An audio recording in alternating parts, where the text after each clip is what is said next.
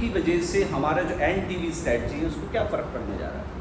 अगर we look at the global and national magnitude of the TV, the incidence of TV cases globally is around 1.6 lakh and India is responsible around 26.4% of the world TB incidents, and the mortality is still, despite of having the TB is the curable disease, करीब 11 लाख लोग 2022 में TB की वजह से मरे, जिसमें कि भारत का प्रतिशत 30% था।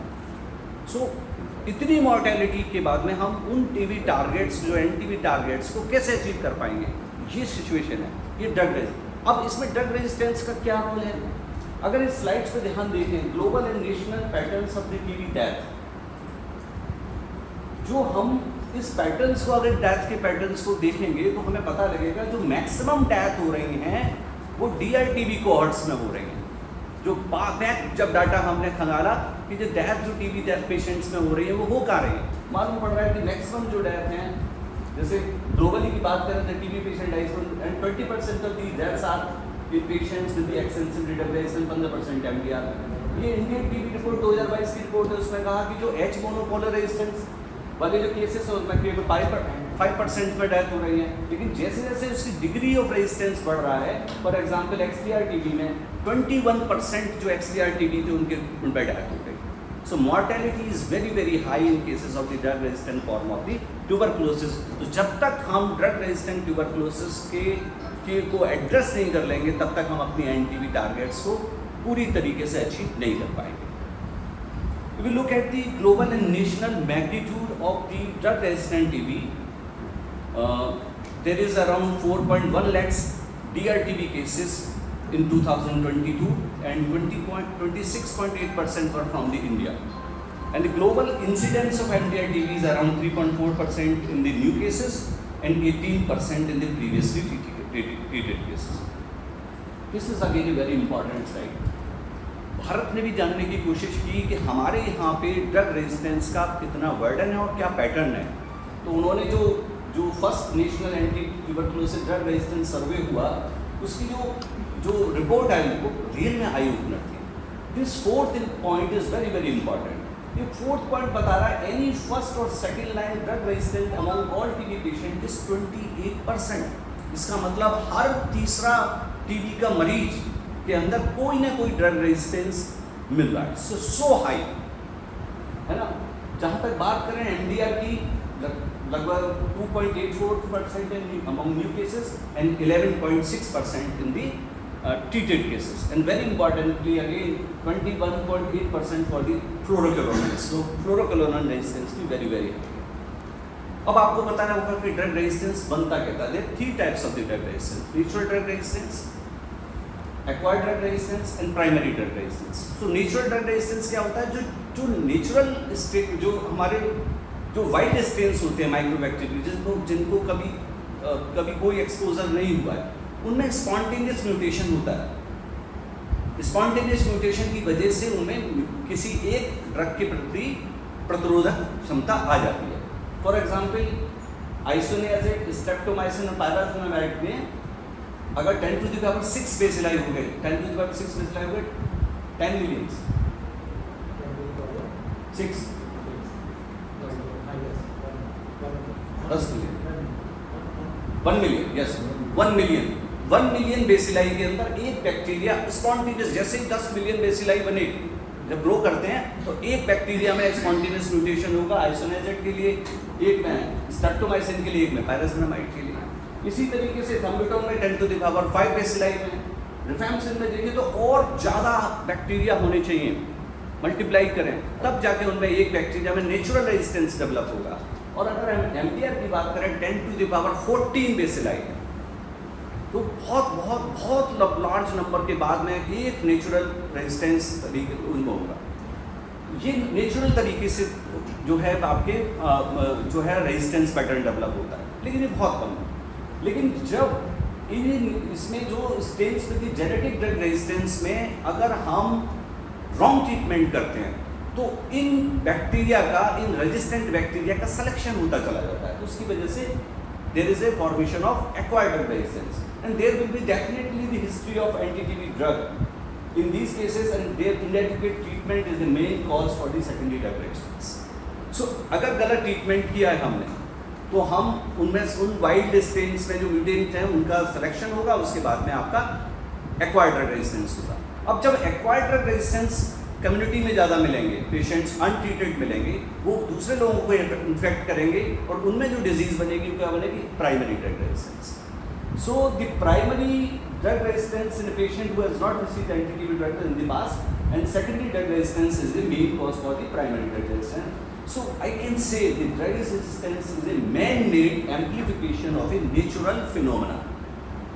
जो प्राकृतिक फिनोमेना था, आइडियली अगर हम सही से ट्रीट करें तो वो वहीं पे रख जाएगा, उसके आगे acquired and primary drug resistance नहीं बनता है। This is the pathogenesis of the drug resistance. So मैंने जैसे बताया कि जेनेटिक म्यूटेशन हुआ, and there are 3 possible mechanism that can result in the selection of the drug resistant mutant strains during the treatment.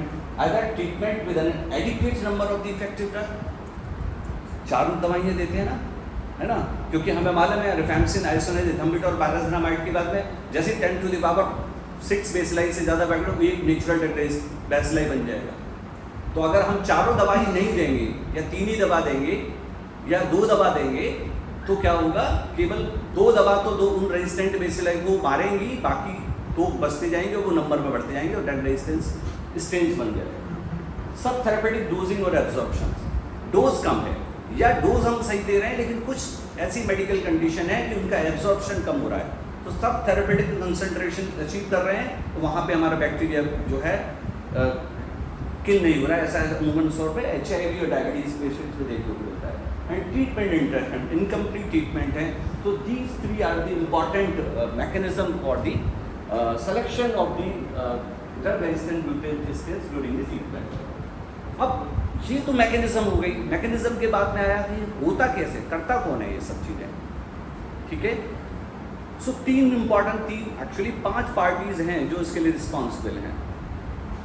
Treating doctors, वो 2 again हो सकते हैं, private sector हो सकता है, गवर्नमेंट सेक्टर हो सकता है, ठीक है, पेशेंट खुद हो सकता है, फार्मास्यूटिकल्स कंपनियां हो सकती हैं जहाँ पे दवा बन रही है, उसकी क्वालिटी क्या है, एंड गवर्नमेंट का लेवल, तो मैनेजमेंट का स्टेटस है। जो आजकल हम क्राइसिस देख रहे हैं, किसी वजह से ड्रग की अवेलेबिलिटी नहीं है, तो वहाँ पे सिचुएशन खराब हो सकती है। Let's see who is responsible. उसके लिए पहले हमें जानना पड़ेगा कि TB के पेशेंट ट्रीटमेंट के लिए जाता कहाँ है। अमूमन तौर पे 2 ही जगह जा सकता है, या तो गवर्नमेंट सेक्टर में जाएगा या प्राइवेट सेक्टर में जाएगा। 50-50% जाते रहते हैं, गवर्नमेंट सेक्टर से सेटिस्फाई नहीं होता, प्राइवेट सेक्टर में, प्राइवेट सेक्टर से सेटिस्फाई नहीं होता गवर्नमेंट सेक्टर में, और there is always blame game. दोनों एक दूसरे पे आरोप मरते रहते हैं कि तुमने इलाज सही नहीं किया, तुम्हारे यहाँ दवाएं औषधि उपलब्ध नहीं है, आपने हमारे यहाँ नोटिफिकेशन तो करा लिया लेकिन मरीज को दवा नहीं दे रहे हो। हम सेंटर पे जा रहा है लेकिन वहाँ दवा नहीं मिल रही है, हमने इतने दिन के लिए दवा लिखा, आपने बीच में दवा जो है बंद करा दी मरीज की। ये सारा दोनों ब्लेम देखते हैं वास्तव में होता क्या है। ये एक इम्पॉर्टेंट पेपर है जो 2010 में पब्लिश हुआ था बॉम्बे में, और इसमें प्रिस्क्रिप्शन ऑडिट किया।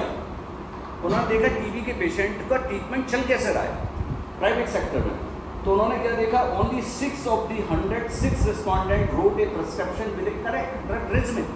106 में से केवल 6 ही डॉक्टर थे जिन्होंने सही रेजिमेन लिखी, बाकी सब गलत। And 106 doctors prescribe 63 different drug regimens. भाई 3 या 4 तो रेजिमेन हैं, 63 तरीके की रेजिमेन उन 106 प्रिस्क्रिप्शन में मिल गई। तो ये हो रहा है प्राइवेट सेक्टर में। अब बात करते हैं गवर्नमेंट सेक्टर में क्या हो रहा है। This is again a very important paper, emergence of the drug resistant patient with tuberculosis cared by the Indian health care system a dynamic modelling study. इनका कहना क्या है, if the tuberculosis management practice across India, across sector in India remain unchanged, very important, over the next 20 years we estimate 47% increase in the incidence of the isoniazid resistance, 152% increase in the multi-drug resistant tuberculosis, 242% increase in the prevalent untreated multi-drug resistant tuberculosis, and 270% increase in the risk of multi-drug resistant tuberculosis infection। अगर हम current practice करते रहे जो government sector में कर रहे हैं अपना वही ढीला ढाला तरीका, तो इतना इंसिडेंस रेट सब तरीके की TB का बढ़ता चला जाएगा। So public sector will contribute 87% of the acquired multi-drug resistant tuberculosis related to irregular adherence and the remainder came from the private sector. अब तीसरी पार्टी रहेगी पेशेंट, तो के बारे में बात नहीं करूँगा.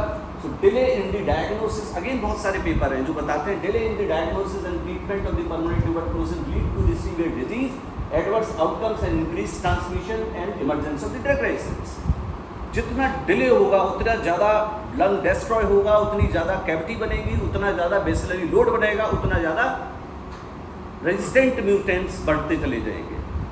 जहाँ बेसिलाई 10 to the power 15 पे पहुँचेगा वहीं मल्टी 14 पे पहुँचेगा वहाँ MDR भी बनेगा. So delay in the diagnosis again important factor. And इस पर नहीं बात करूँगा मैं, ये हमारा नेशनल प्रोग्राम है जिसमें कि हम कैसे मैनेज कर रहे हैं. So in order to achieve sustainable development targets by 2025, Government of India has proposed NSP, National Strategic Plan 2017-25 to prevent, detect, treat and build strategy. आप सबको पता है. And management of DRTB is also a vital component on all strategic area. So वहाँ हमें prevention की भी बात करनी है, हमें वहाँ diagnosis की भी बात करनी है, वहाँ treatment की भी बात करनी है, and building the system of the drug resistance, उसके लिए आपकी ये training भी हो रही है. Let's come to the very important another part, diagnostic steps. So DRTB में diagnosis हम कैसे बनाते हैं और कैसे हमें सोचना चाहिए. And the first rule of DRTB diagnosis is of think of drug resistance. पहले आप सोचें कि हाँ drug resistance भी हमें मिल सकता है. So presumptive drug resistant tuberculosis को सोचना बहुत important. अगर मेरी बात करोगे कि मैं एज ए क्लिनिशियन सबसे ज़्यादा किस में सोचूंगा, तो 4 या 5 इंपॉर्टेंट एरियाज हैं जहाँ मैं सोचूंगा कि यहाँ पे ड्रग रेजिस्टेंस मिलने के सबसे ज़्यादा चांसेस होंगे. Out of this number 1 is the contact of the patient with the drug resistance. Again there are so many papers, बहुत सारी ऐसी स्टडीज जिसमें उन्होंने बताया कि close contact of a patient with the drug resistant TB are more likely to have been infected with the resistant. जो close contact है उनमें सबसे ज़्यादा जो DRTB के क्लोज कॉन्टैक्ट हैं उनमें DRTB के ही होने की संभावना होती है, 100% नहीं. बहुत सारी स्टडीज कहती है 50 to 60% आधे लोगों में करीब DRTB के चांसेस होते हैं. तो उन DRTB को डिटेक्ट करना, उनको अर्ली डायग्नोसिस बनाना बहुत ज़रूरी है. And second, previously treated patients, approximately 1/3 of all patients who defaulted और relapse will have MDR-TB strains. Again बहुत सारी स्टडीज है जो अपना आधा अधूरा ट्रीटमेंट लेते हैं या उनको जो ट्रीटमेंट पूरा कर चुके हैं दोबारा से TB हो रही है, उनमें DRTB के चांसेस बहुत ज़्यादा हैं. एंड तीसरा, those who are failing therapy. और फेलिंग थेरेपी का बोलते हैं up to the 90% of the all patient who fails treatment defined as a positive AFP sputum smear और culture after the 5 months of the therapy will have MDR-TB strains.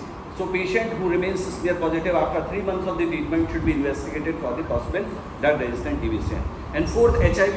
Again so very बहुत सारे Meta analysis हैं वो बताते हैं कि HIV में, diabetes में, इनमें DRTB होने की संभावना ज़्यादा है. सो जो प्रोग्रामेटिक पॉइंट्स हैं, अब क्योंकि अब अगर हम ध्यान दें तो अब हमें हर पेशेंट्स को DRTB सस्पेक्ट मानते हैं. अभी जो हमारा जो नेशनल स्ट्रेटेजिक प्लान है तो उसके according patient who is eligible for the drug resistance screening at the time of diagnosis और at the during of the course of the treatment, इसमें सब कुछ आ जाते हैं. All notified TB patient, follow up positive on the microscopy, follow up positive on microscopy including treatment failure, sex monopoly resistance, any clinical non responder including paediatric TB patient who are the contact of the MDR-TB, diagnosed TB patient with the prior history of the TB patients with HIV co-infection or presumptive TB cases among the HIV. तो ये अमूमन तौर पे इन सब में हमको screening DRTB की करनी है. ये बहुत इम्पोर्टेंट जो है स्टडी है जो हमने अपने डिपार्टमेंट में देखी थी. ये एक पेशेंट था जिसमें बाइलेटरल पल्मोनरी ट्यूबरकुलोसिस था. बाद में हमारे पास में आया कि इसको DRTB का ट्रीटमेंट शुरू कर दी थी. तो इसका ये पहला एक्सरे था जो डे 1 पे प्राइवेट सेक्टर्स में इसमें ट्रीटमेंट शुरू किया गया. पेशेंट सिम्टोमेटिक था, इसका 4 ड्रग शुरू करी गई. रेजिमेन बिल्कुल सही थी और डोज सही थी, सब कुछ सही थी. पेशेंट 1 महीने बाद उसका एक्सरे हुआ था. Patient clinically and radiologically improve किया, ठीक है. लेकिन उसके 15 दिन बाद पेशेंट फिर रेडियोलॉजिकली एंड क्लिनिकली डिटोरिएट कर. इस एक्सरे पे हमारे पास भेजा गया कि भाई इसका DRTB का ट्रीटमेंट शुरू कर दिया प्राइवेट सेक्टर से. लेकिन जब DRTB का पेशेंट शुरू करने की बात हुई, हमने इस पर स्पुटम स्मीयर कराया तो नेगेटिव था. कहाँ से कराएं, ठीक है। So there may be the deterioration in clinical symptoms और radiological symptoms in so many patients after starting the anti TB drug. So ये हो सकता है, ये क्लिनिकल है। अब इसमें क्या DRTB का पेशेंट शुरू करना चाहिए, ट्रीटमेंट शुरू करना चाहिए, आप बताएं, है ना। तो ऐसे ही हमने इसमें जब और फाइंड करने की कोशिश की, जब स्पुटम नेगेटिव है, CV नेट नेगेटिव है, सब कुछ नेगेटिव है, so clinical and radiological worsening of pre existing tuberculosis lesion और the development of the new lesions in patient receiving anti tubercular medication to initially improve treatment, this is a very common practice, अमूमन देखने को मिलती है शुरुआत के 2-2.5 महीने में, and this is called as the paradoxical reaction and it can be present in around 25% of the patients. So moral of this study is that this story is that clinical deterioration is the least reliable sign for the drug resistance. So clinical deterioration हो रहा है तो वहाँ पे आपको suspect नहीं कह सकते कि ड्रग रेजिस्टेंस। तो बहुत बार आपके पास पेशेंट आता होगा आपके हॉस्पिटल में कि क्लिनिकली डिटोरिएट कर रहा है, तो इसको आप DRTB के रेजिमेंट शुरू कर दीजिए, नहीं। Radiological worsening is less reliable, come reliable. Radiological आप नहीं कह सकते कि अगर रेडियोलॉजिकली वर्सनिंग हो रही है कि इसको ड्रग रेजिस्टेंस है। Actually drug resistant tuberculosis is a lab diagnosis. जब तक लैब में कंफर्म नहीं होता है कि हमारे जो उसके जो स्ट्रेन्स हैं, जो बायोलॉजिकल स्पेस जो सैंपल है वो ड्रग रेजिस्टेंस है या नहीं है, तब तक हम उसको ड्रग रेजिस्टेंस नहीं बोलते। So detection of the drug resistance requires bacteriological confirmation of TB and testing of the drug resistance using rapid molecular test, culture method और sequencing technology। sequencing technology को भी accept नहीं किया TB ने, लेकिन इस पर काम चल रहा है। So rapid identification of DRTB is achieved by using combination of various molecular tests along with the liquid culture। Sir वो जो एक्सरे थे 3 एक्सरे दिखाए थे जी, उनकी डेट और बता देंगे सर? उनकी डेट उसी तरीके से है, कितने डिस्टेंस में? एक महीना 2 महीना, एक बेस लाइन का 1 महीने बाद का, 1-1.5 महीने बाद का। So this is very common. So CVNAT की वजह से, CVNAT XDR की मदद से फर्स्ट लाइन प्रोब ऐसे, सेकंड लाइन प्रोब ऐसे, एंड फाइनली लिक्विड कल्चर की मदद से हम जो है हम ड्रग रेजिस्टेंस को डिटेक्ट करते हैं और टाइप ऑफ ड्रग रेजिस्टेंस को डिटेक्ट करते हैं। And step wise approach in the integrated DRTB diagnosis algorithm is used. If you see the NTB strategy, there are 3 pillars and the 4 principles। और इसका अगर फर्स्ट पार्ट देखें, early diagnosis of the tuberculosis including the universal drug susceptibility testing is very very important in the first part. So UDST अभी हमने बोला ना कि इसमें हमें सस्पेक्ट करना है, इसको हमें स्क्रीनिंग करना है। सो यूनिवर्सल ड्रग ससेप्टिबिलिटी का कॉन्सेप्ट इसके लिए आया कि हर TB के पेशेंट को अब हम ड्रग रेजिस्टेंस जो है सस्पेक्ट में ना लेंगे और उन सब के लिए यूनिवर्सल ड्रग ससेप्टिबिलिटी टेस्टिंग करेंगे। And universal drug susceptibility testing refers to the universal access to the rapid drug susceptibility for at least rifampicin and further DST for at least fluoroquinolone among all TB patient with the rifampicin resistance. अब इस सब के बाद में UDST का concept है हमारे पास, 2016 से हमारे पास में है। डिस्पाइट ऑफ दिस 70% जो DRTB के पेशेंट हैं वो अनडायग्नोज रहते हैं, क्योंकि हम UDST को जिस लेवल तक पहुंचाना है 90% तक पहुंचाना है वहाँ तक नहीं लेते। अगर हम फेज वाइज देखें 2018 में वर्ल्ड में केवल 50% की UDST हो रही थी, 2019 में 61% हुई, 2020 में 71 और अभी करीब करीब 85-86% तक हो रही है। This is the impact of the UDST। अब आप कहेंगे UDST से फ़ायदा क्या होने जा रहा है, क्या कोई वास्तव में फ़ायदा हो रहा है? ये स्टडी है जो साउथ इंडिया में की गई थी, उसमें उन्होंने पाया कि to roll out the UDST has led to the 3-fold increase in the number of DRTB cases detected in this region। उस पर्टिकुलर रीजन में 3 गुना ज़्यादा उन्होंने DRTB केसेस को डिटेक्ट किया। अब आप कहेंगे DRTB केसेस डिटेक्ट हो गए, अल्टीमेट इफेक्ट क्या हुआ? अगेन ये दूसरी स्टडी है जो ताइवान में हुई और उन्होंने ये पाया कि जब DRTB केसेस डिटेक्ट हुए उसके बाद significant decrease in the incidence of new DRTB cases में। उसके बाद जब उनको इफेक्टिव ट्रीटमेंट दिया गया तो ओवर दी टाइम्स जो DRTB के केसेस के इंसिडेंस था आपका primary drug resistance, acquired drug resistance, वो काफ़ी कम हुआ। सो UDST का बड़ा महत्व है और हर पेशेंट में UDST का कॉन्सेप्ट को यूटिलाइज करना चाहिए। और UDST को बड़े सिंपल से 2 टूल्स हैं हमारे पास में, एक CBNet मशीन है, दूसरा हमारे पास में TrueNet है, जो कि मेड इन इंडिया का जो है वर्जन है, इसकी मदद से हम देख सकते हैं। रिफैम्सिन रेजिस्टेंस डिटेक्ट होने के बाद में फर्दर रेजिस्टेंस, बदर आइसोनियाजिड रेजिस्टेंस है या नहीं है, फ्लोरोक्विनोन रेजिस्टेंस है या नहीं है, second line injectable drug resistance है, उसको हम फर्स्ट लाइन और सेकेंड लाइन को वैसे की मदद से देखते हैं। वो आपको पता ही है कि कैसे। और सबसे खूबसूरत बात है इन मॉलिक्यूलर टेस्ट की, पेशेंट टर्न अराउंड टाइम बहुत शॉर्ट है, कुछ घंटे में या आपको जो है उसके बारे में रिजल्ट्स मिल जाते हैं। और पहले लिक्विड कल्चर होता था, उसके बाद में ड्रग सेंसिटिविटी लगती थी, तब पता लगता था, बहुत समय लगता था, लेकिन अब मॉलिक्यूलर टेस्ट की मदद से बहुत आसान हो गई। सो इन सब को करने के बाद में आपने कैस्केडिंग की, उसके बाद में आपको बहुत सारे तरीके की ड्रग रेजिस्टेंस मिल जाते हैं। Mono drug resistance, you know the definition, isoniazid resistance, poly drug resistance, rifampicin resistance, multi drug resistance, pre extensively drug resistance and extensively drug resistance. ये थोड़ा सा चेंज है एक्सटेंसिवली ड्रग रेजिस्टेंट TB की definition में। यहाँ पे क्या है, TB caused by the Mycobacterium tuberculosis strain that fulfill the definition of the MDR or rifampicin resistant and are also resistant to any fluoroquinolone, levofloxacin or moxifloxacin and at least one additional group A drug present to the either bedaquiline or linezolid or both, यदि ये है। तो ये थोड़ा सा XDR की definition में change है। But the WHO use only the 5 categories: isoniazid resistant TB, rifampicin resistant TB, MDR, XDR and XDR TB.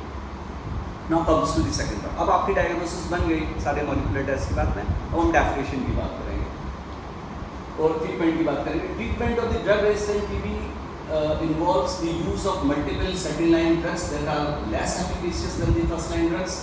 They are more expensive and have more adverse effect, making the tolerance and adherence very challenging. This is the very big issue with the treatment. And the treatment regimens for the various types of the drug resistance are based on the DST and DRTB result, history of previous treatment. ये बहुत important है, history बहुत important है, तभी हम actually जान पाते हैं कि हमें किस रेजिमेन पे रखना है ना, हमें शॉर्टर रेजिमेन देनी है या ऑल ओवर लॉन्गर पे जाना है, ये बहुत इंपॉर्टेंट है। Extent of disease, again shorter longer को डिफरेंशिएट करने के लिए हमें एक्सटेंट ऑफ डिजीज जानना है कि हमारा जो है पेशेंट जो है बाइलेटरल डिजीज है, कैविटी डिजीज है, एक्स्ट्रापल्मोनरी TB सीरियसली इल है, नॉन सीरियसली इल है, या जो हमारी EPTB है कॉम्प्लिकेटेड है, नॉन कॉम्प्लिकेटेड है। Age and weight of the patient के बारे में हमें जानना जरूरी है, क्योंकि कुछ ड्रग्स हैं जैसे बेडाक्विलिन है वो हम 5 साल से कम बच्चों को नहीं दे सकते। Wait of the patient is again important है। कोमॉर्बिडिटीज साथ में क्या है, उसके आधार पे हमें रेजिमेन को डिसाइड करना होता है। एडवर्स रिएक्शन पेशेंट्स के प्रीवियस में क्या हुए या ड्यूरिंग द ट्रीटमेंट क्या है, अगर कोई एडवर्स रिएक्शन है तो हमें अपने रेजिमेंट्स को मॉडिफाई करना होता है। Pregnancy and lactation again point of consideration है, जिसमें कि हमें जानना होता है कि हमें रेजिमेन कैसे डिसाइड करनी है। And risk of toxicity from a drug, हम फॉर एग्जांपल अगर वो उसको नेफ्रोटॉक्सिक से रीनल फेलियर है, हेपेटिक फेलियर, तो हमें कुछ ड्रग्स को मॉडिफाई करना होता है उसका। These are the historical list of the recommended regimens for the MDR और SDR TB। सबसे पहले डॉट्स प्लस आया था 2000 में, और 2006 में एक रेजिमेंट थी जिसमें कि पैनामाइसिन की इथियोप्लोज़ाइड 4 ड्रग होगी। उसके बाद 2011 में दूसरी रेजिमेंट डिसाइड आई, इसमें इसी रेजिमेंट में उन्होंने साथ में ऐड किया था पास या साइक्लोसिरिन और साथ में इथाम्बुटोल प्लस माइनस इथाम्बुटोल। लेकिन इन सब के बाद इन सब रेजिमेंट से जो ट्रीटमेंट आउटकम था वो बहुत पुअर था। अगर हम बात करें इन रेजिमेंट्स का, इनका जो ट्रीटमेंट का सक्सेस रेट थी वो XDR ट्यूबरक्लोसिस में 28% एंड MDR में ओनली 47%। तो 2015-16 तक जो है DRTB के मैनेजमेंट में कोई बहुत ज़्यादा मतलब सफलता नहीं मिल रही थी। जितने पेशेंट थे उनमें से हम 50% को टेस्ट कर पा रहे थे, उनमें से 50% को हम ट्रीटमेंट पे रख पा रहे थे, उनमें से 50% ही ठीक हो पा रहे थे। तो ये सिचुएशन थी। बट द कंडीशन इस पेपर के बाद में जो 2000 ये पेपर 2018 में आया, ये मेटा एनालिसिस थी, इसमें उन्होंने बहुत सारी स्टडीज़ को देखा, उन्होंने देखा और इस बीच में 2 नई ड्रग बेडाक्विलिन और डायलामिनेट आई, और कुछ रीपर्पस ड्रग्स जैसे लिनोजोलिड को भी इंट्रोड्यूस किया गया कुछ उसमें। उन सब के जब डाटा को एनालाइज किया तो उन्होंने पाया treatment success with was positively associated with the use of linezolid, levofloxacin, carbapenems, moxifloxacin, bedaquiline and clofazimine, and mortality was significantly reduced with the use of the linezolid, levofloxacin, moxifloxacin and bedaquiline।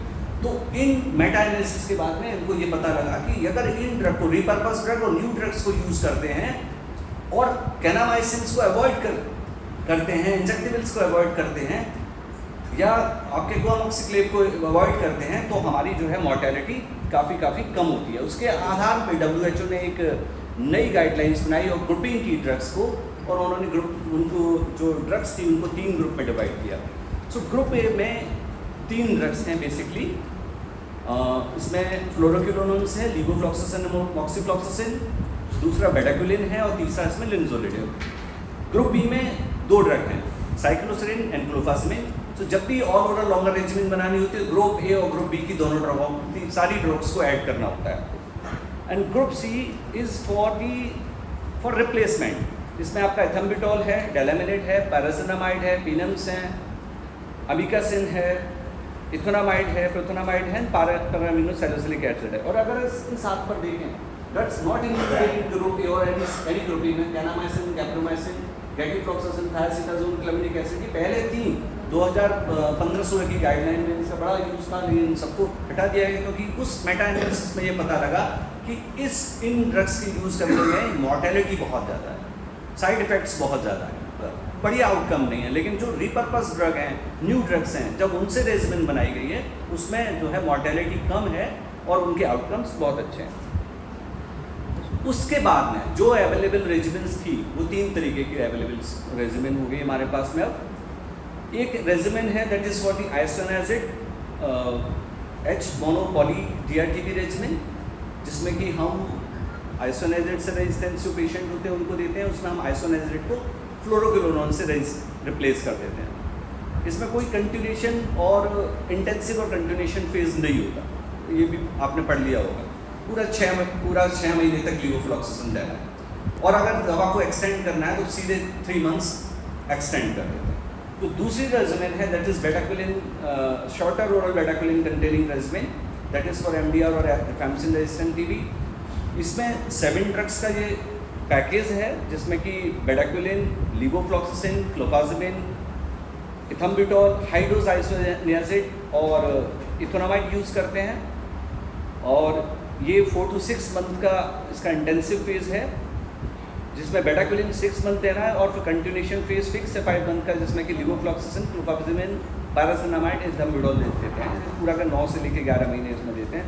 And longer regiments very simple, group A की सारी दवाएं, कोई भी फ्लोरोक्विनोन्स, levofloxacin first, then आपका bedaquiline, तीसरा आपका लिनोजोलिड, तीनों drug, group B की दोनों ड्रग, साइक्लोसेरिन एंड क्लोफाजिन, 5 को मिला के देना। इंटेंसिव फेज 6 मंथ का है या इसको एक्सटेंड भी कर सकते हैं, 2 मंथ्स एक्सटेंड कर सकते हैं। और उसके बाद में कंटिन्यूएशन फेज है 18 महीने फॉर रिफैम्सिन रेजिस्टेंस और MDR और 20 महीने XDR केसेस में हम रेजिमेन देते हैं। तो ये 3 इंपॉर्टेंट रेजिमेन है।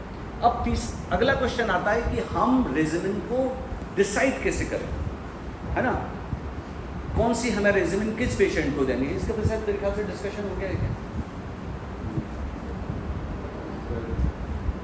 कौन सी रेजिमेन हमें शॉर्टर रेजिमेंट्स कब देनी है और लॉन्गर रेजिमेंट्स कब देनी है। लेकिन मैं सिंपल सी एक बात बता दे रहा हूँ, ये बड़ा सिंपल सा चार्ट है, स्टैंडर्ड चार्ट है।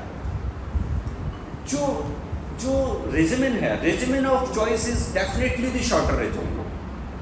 आपने जब डिफिकल्ट टू ट्रीट क्लिनिक देखा होगा, मुझे शॉर्टर रेजिमेंट्स पे बहुत क्रिटिसाइज करते हुए मिला, बोला हूँ, मैं हमेशा बोलता हूँ। But regimen of choice is definitely shorter regimen, provided उसका सिलेक्शन बढ़िया से। क्योंकि सक्सेस रेट जब शॉर्टर रेजिमेंट्स का जब क्लिनिकल ट्रायल हुए थे, सक्सेस रेट 80% के आसपास थे। बट इंडिया में फील्ड कंडीशंस में सक्सेस रेट 40-45% के लोग आ गए। अब वो बनता तो सब वो छोड़ दीजिए, वो डाटा कैसे अच्छा होता है वो हम सब जानते हैं, बट इतने ही है, सिलेक्शन गलत। एंड इसीलिए कह रहे हैं कि हिस्ट्री जो आपके पास में इन्वेस्टिगेशंस हैं वो आपकी रिपोर्ट्स अवेलेबल होनी चाहिए। भाई शॉर्टर रेजिमेंट्स के लिए ज़रूरी है कि आपके पास में फर्स्ट और सेकंड लाइन्स की रिपोर्ट्स आनी चाहिए, जल्दी से जल्दी आ जाए। आप शुरू कर सकते हैं, ठीक है, आपने शुरू कर दिया 15 दिन या 20 एक महीने के अंदर आप शिफ्ट कर सकते हैं, बट 2 महीने 3 महीने तक आपके पास में रिपोर्ट नहीं आई एंड शॉर्टर रेजिमेंट्स आपकी चल रही है, वो आप डेफिनेटली आपका आउटकम एडवर्स होगा। सो जो standardise shorter MTR TB regimen is the regimen of choice. अगर इनमें से ये कुछ भी मिल रहा है तो फिर आपको शॉर्टर रेजिमेंट्स नहीं देना, तन इंडिविजुअलाइज लॉन्ग रेजिमेंट्स को आपको यूज करना है। For example, preference by the clinician and the patient for the longer MTR regiment, confirmed resistant or suspected effectiveness to the medicine in the shorter MTR TB regimen except isoniazid resistance। इसमें कुछ issue है, अगर दोनों से मिल रहा है, दोनों gene से मिल रहा है, तब आपको और ओरली देना है। अगर एक से है तो शॉर्टर पे जा सकते हैं। Exposure to 1 or more second line medicine in the shorter MTR regimen for more than 1 month, intolerance to the medication in the shorter MTR regimens, pregnancy है, disseminated meningeal central nervous system TB है, any extrapermanent TB in the patient living with the HIV है, 1 or more medication in shorter MTR regimen is not available। non-availability is again a very important issue। तो अगर इनको हमने अच्छे से देख लिया है, जिन्हें कि हमने DST बेस्ड और नॉन DST बेस्ड क्राइटेरिया में डिवाइड करके देखा था कि कब शॉर्टर रेजिमेंट्स चलानी है, कब नहीं चलानी है, अगर हमने केयरफुल कंसिडर कर लिया है, देन आप उसे शॉर्टर या लॉन्गर रेजिमेंट्स पे रख सकते हैं। This is the integrated chart जिस पर बहुत अच्छे से चर्चा हो चुकी होगी, मुझे मालूम है। और इम्पॉर्टेंट जो मैं बार बार बोलता हूँ कि ये जो DST बेस्ड क्राइटेरिया है वो जितनी जल्दी से हम अप्लाई कर लें, आइडियली 15 दिन के अंदर कर लेना चाहिए, तभी हम सही रेजिमेंट पे जाएंगे और आउटकम हमारे अच्छे होंगे, अदरवाइज प्रॉब्लम आएगी।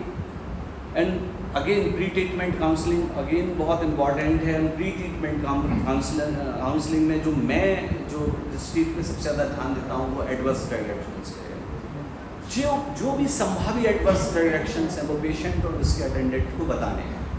एंड जो भी परसेंटेज भी होता है कि भाई इतने % में हमें देखने को मिलता है, वो हमें उन्हें बताना है, जिससे कि वो पहले से पेशेंट प्रिपेयर हो जाए और ट्रीटमेंट को इंटरप्ट ना करे, दूसरी जगह जो ना जाए। सो एडरेंस को हम जो है मजबूत कर सकें अपने उसके। So these are the important key points to be covered during the pre treatment counselling of the DRTB patients.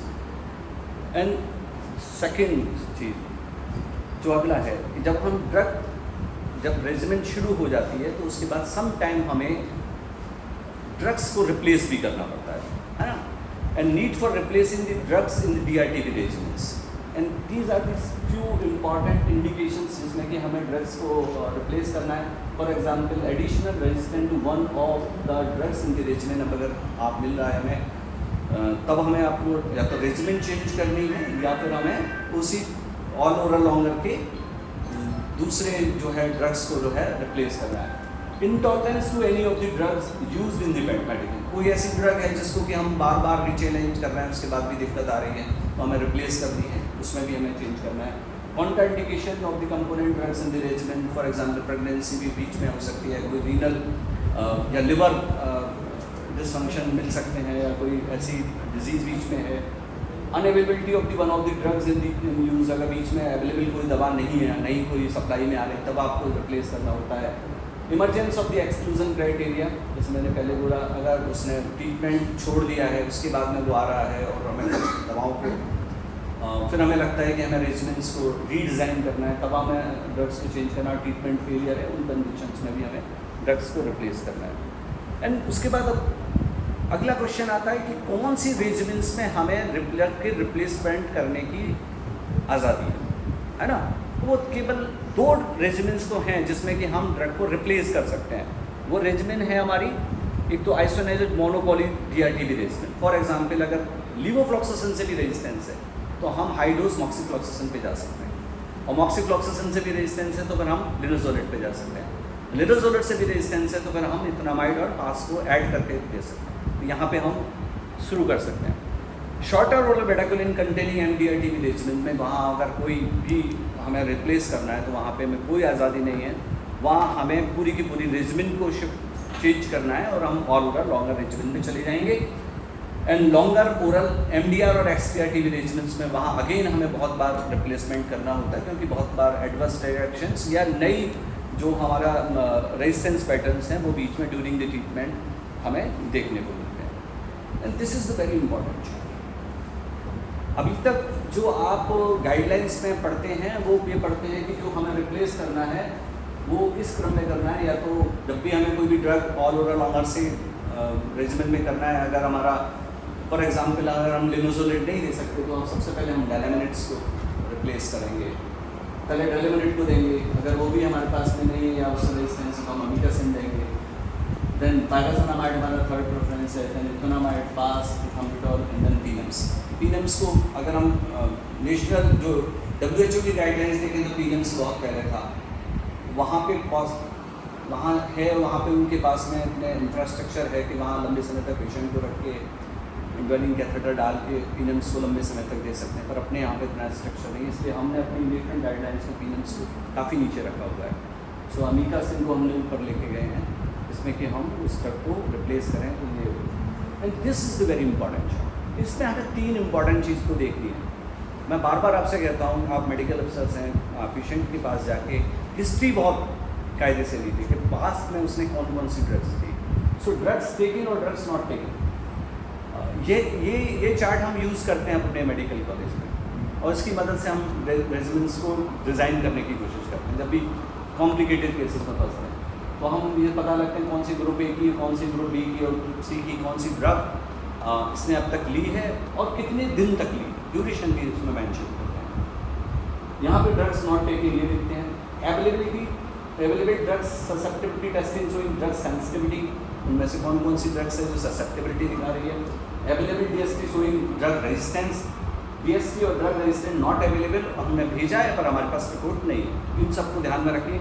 Then उसके बाद में जब प्रेफरेंस अब कोई भी दवा को हमें देना है, फॉर एग्जांपल मान लो डेलामिनेट नहीं यूज़ हुई है ना, डेलामिनेट हमारे पास अवेलेबल नहीं और रिप्लेस करनी है वही ड्रग, अब अमीकासिन, पैराजोनामाइड, इथोनामाइड तीनों ड्रग में से कोई देना है, लेकिन अमीकासिन पहले ही साल भर खा चुका है पेशेंट, और पैराजोनामाइड जो है 6 महीने ले चुका है, और इथोनामाइड 1 भी दिन नहीं लिया है, मेरा फर्स्ट प्रेफरेंस क्या होगा?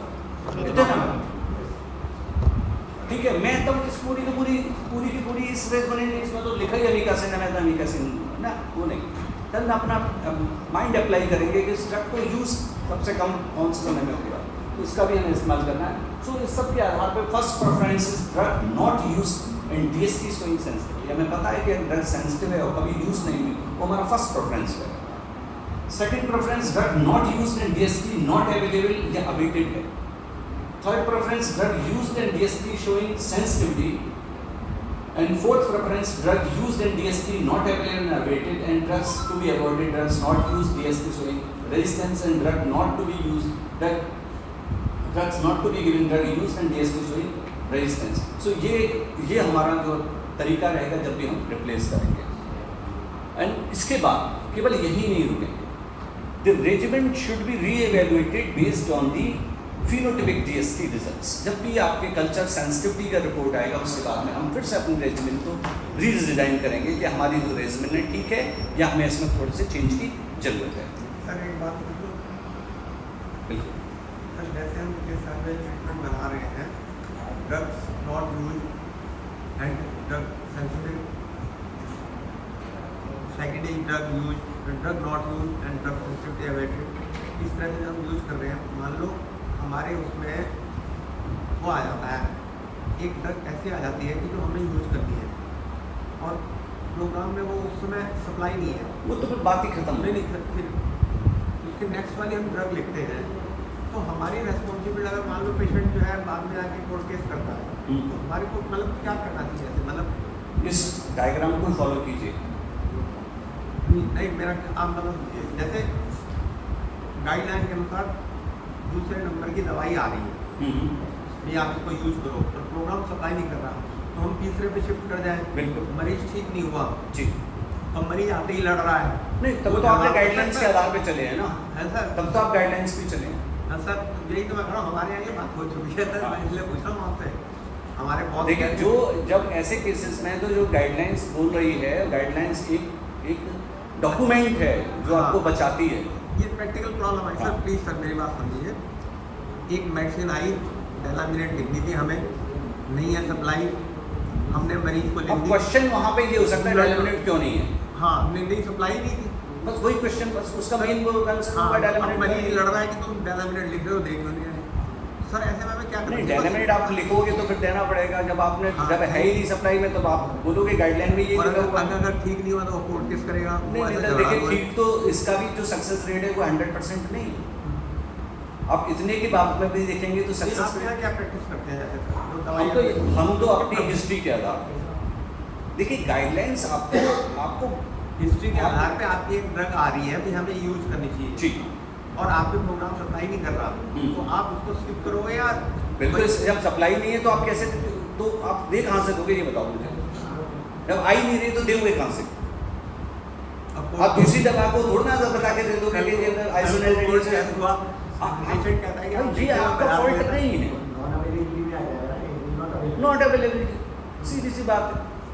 बहुत बार नहीं होती है, नहीं है भाई, क्या करें हमारे यहाँ भाई। ये ऐसा- गाइडलाइंस बनी है, इन सब चीज़ों को ध्यान में रख के बनी है। हमारे यहाँ ऐसा हो चुका है। नहीं, ये हमारे यहाँ भी होता रहता है। मैं समझता हूँ आपने ये गलती की होगी कि आपने उसकी ट्रीटमेंट रेजिमेंट डॉक्यूमेंट कर दी होगी। डॉक्यूमेंट करा होगा और आपने दी कोई और दवा होगी, उस पर केस हुआ है। इसके कभी केस नहीं हो सकता कि अगर आपने डॉक्यूमेंट डिजाइन रेजिमेंट डिजाइन कर दी और आप वही रेजिमेंट दे रहे हो, कभी केस नहीं हो सकता। नहीं, वो- अच्छा। ये आपका राइट है कि आपको बेस्ट अवेलेबल रिसोर्सेज के साथ जो है और बेस्ट सूटेबल ड्रग्स के साथ जो पेशेंट को सूट कर रही हैं as per guideline of the NTB आप रेजिमेंट डिजाइन कर रहे हो।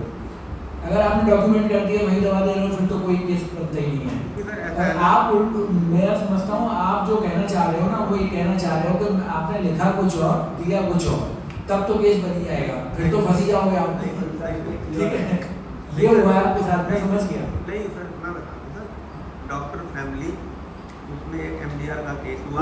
उनका सबसे बड़ा कंसर्न ये था, मैं आपको बता हाँ, दूं, हाँ, हाँ। कि उनको लगता है कि डेलामिनेट सबसे बेहतर दवा हाँ, है। यस। ये मुझे नहीं मिली।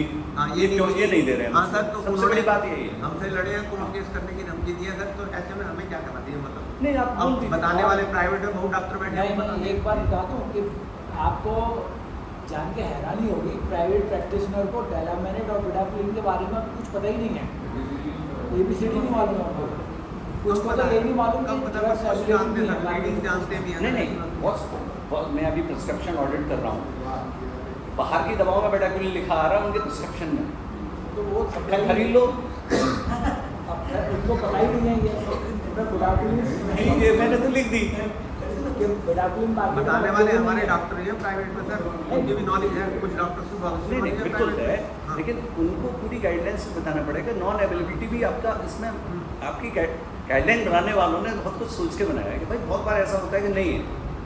तो विडाफिलिन मार्केटेड है ही नहीं, हाँ, जब है ही उनको ये नहीं मालूम है कि डेलामिनेट विडाफिलिन मार्केट में मिल रही है, डेलामिनेट तो है मार्केट में। इसका मतलब आपको पता ही नहीं है क्या हो रहा पेज है। डेलामिनेट पे अटकता है, बिना की सप्लाई बहुत है। नहीं, ऐसी भाई हमारे यहाँ भी होता है, बहुत बार डेलामिनेट नहीं होता। कई बार हॉट टॉक्स होती हैं कि भाई उन्हें मालूम है, जो जब मेडिकल कॉलेज में पेशेंट आता है या किसी ऐसे सेंटर पे आता है, वो आधा डॉक्टर हो चुका होता है, उसे मालूम है कि ये औषधियाँ यही सबसे बढ़िया, यही जान और बचाएंगी। हमारे HOD हड़ताल देते हैं गाइडलाइन के अनुसार। देखिए एक और मैं बात बताता हूँ, आपके पास में DRTB कमेटी बनी हुई है, हाँ बनी हुई है। आप हर केस को DRTB कमेटी से साइन करा के कुछ नहीं होगा तुम्हारा, गारंटी के लिए। बस आपने जो डिसीजन लिया DRTB का डिसीजन, DRTB कमेटी का डिसीजन है, और ये कमेटी है किस लिए? एक व्यक्ति उसको डिज़ाइन ना करे, एक व्यक्ति ना रखे, 5-6 लोग मिलकर उसको आप कर दिए, आपको रिप्लेस करना तो पता लग जाता है कि ये कैसी फैमिली है या कैसा पेशेंट है, ये कुछ करेगा नहीं करेगा, वो सब कुछ चीज़ें होती हैं, कभी बतानी भी, हर चीज़ नहीं बतानी पड़ती। हाँ, रिप्लेसमेंट है ये ग्रुप सी की सारी दवाएं ना, सारी दवाएं replacement। रिप्लेसमेंट। आप ये बताइए मुझे, लिनोजोलेट के साथ में आपको 5-6 महीने पे कितने पेशेंट्स में रिप्लेस करना पड़ता है ना। तब पैरासिटामोल भी तो जाते हैं, तो उसमें 3 नंबर पे है। बहुत बार अपनी पूरा क्लिनिकल वो भी अप्लाई करना पड़ता है कि हमें करना क्या है, कैसे करना है, ठीक है। समटाइम हम अमीगा सिंह देना पड़ता है, ऐसा नहीं है कि हम बहुत पास में फिर भी अमीगा सिंह पे जा रहे हैं, हमें लग रहा है कि इसमें अमीगा सिंह कर दिया, यहाँ हम अमीगा सिंह देना चाहिए, हैं? कौन सी? अमाइकल हाँ हाँ, लेकिन ये नहीं हो सकता कि कंटिन्यूएशन फेज में लास्ट में जाके आप शुरू कर रहे हैं। हाँ, और 6 मंथ अभी 2-3 मंथ्स बचे हुए हैं, तो 1 महीना बचा कर दीजिए।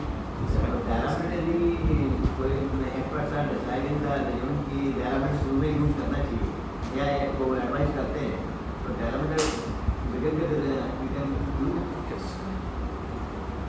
एलिमिनेट शुरू कर सकते हैं आप, बीच में 4th मंथ 5th मंथ तक रहते हैं, उसके बाद आप 6 मंथ तक। हाँ, नहीं देखिए, रेजिमेन को कॉस्ट को कम करने के लिए डेलामिनेट का इस्तेमाल नहीं किया जा रहा है, तो कॉस्ट बहुत ज़्यादा है।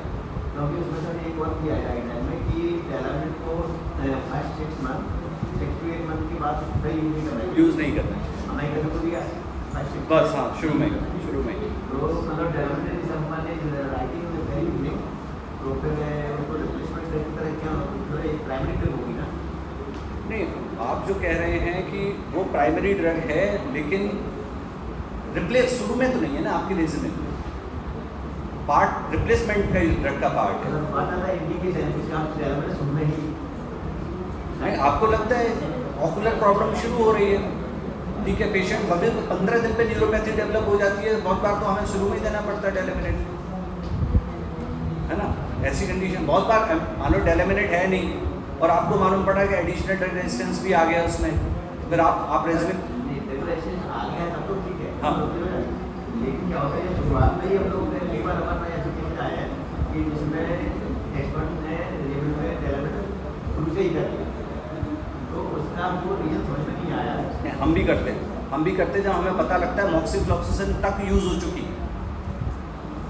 बहुत अभी हमारे पास रिपोर्ट नहीं है, लेकिन मॉक्सिफ्लॉक्सासिन भी खूब हाई डोज में यूज़ हो चुकी है, तब हम पेशेंट के हित में बेडाक्विलिन डेलामिनेट मॉक्सिफ्लॉक्सासिन को रिप्लेस करके शुरू कर देते हैं।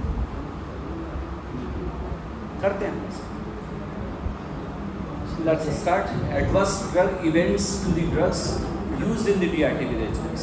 ये सबसे इम्पोर्टेंट है।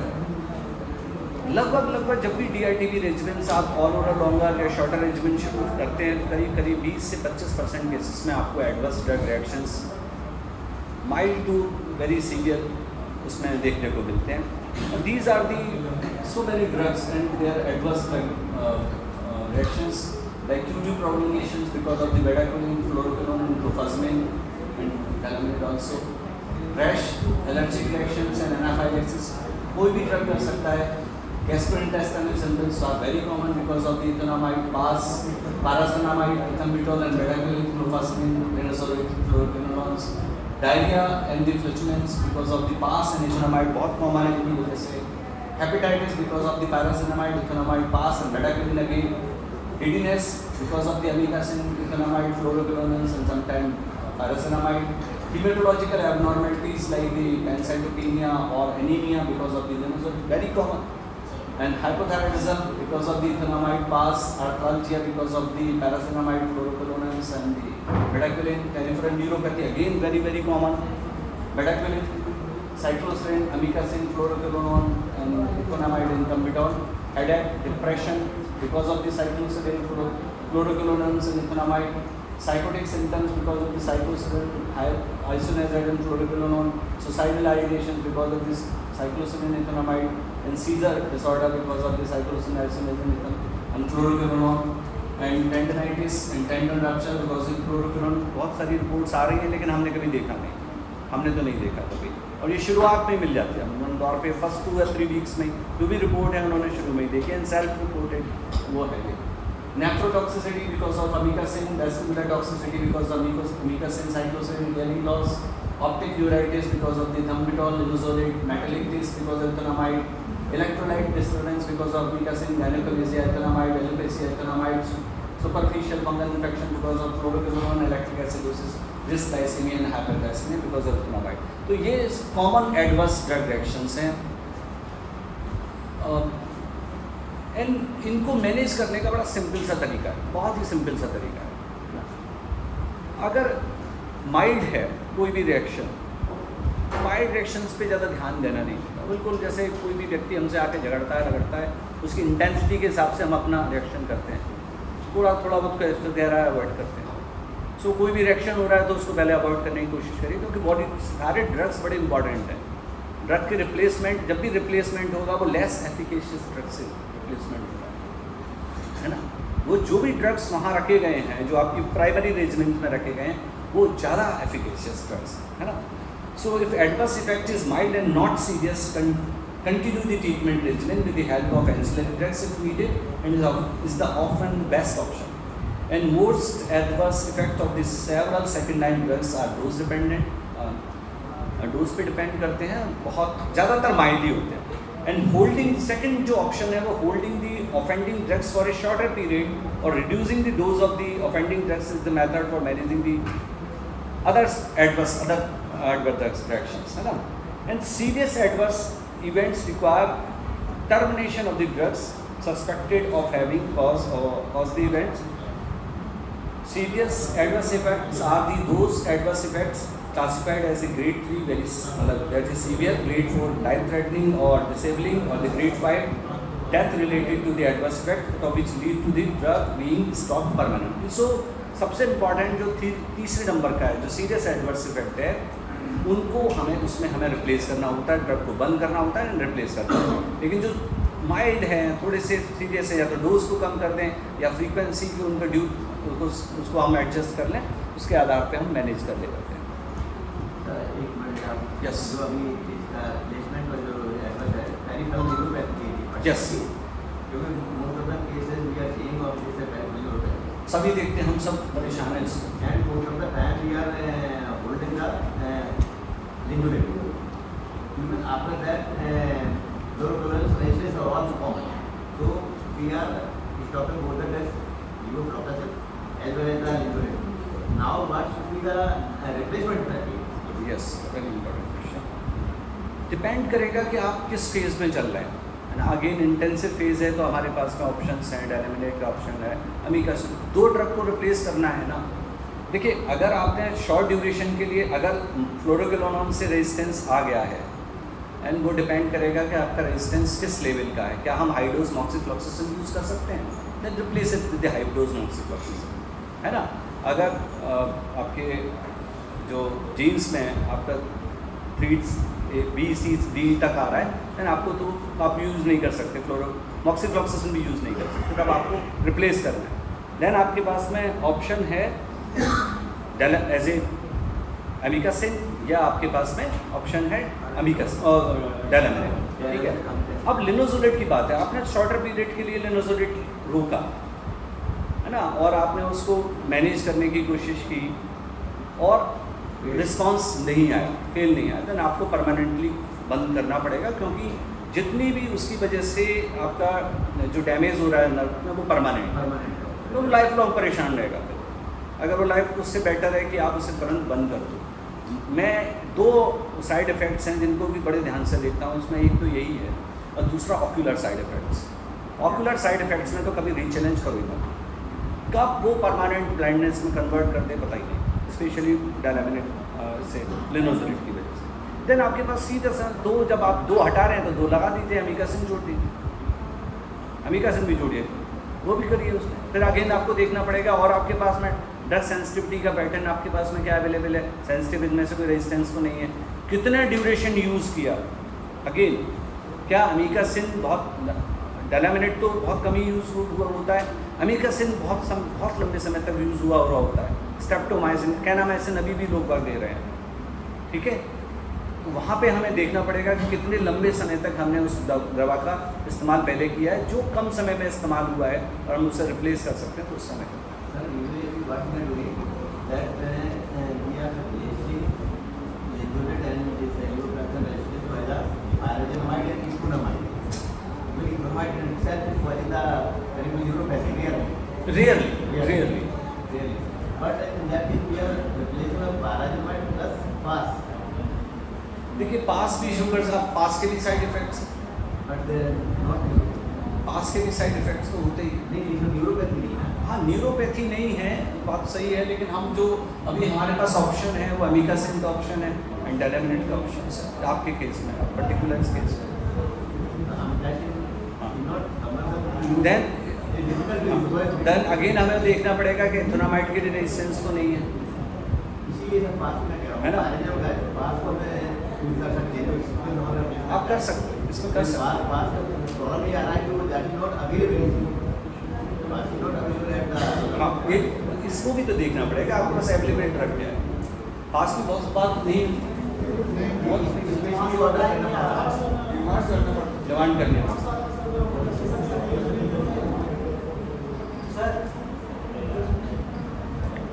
ये ले लो भाई, मैं सुन नहीं पा रहा हूँ।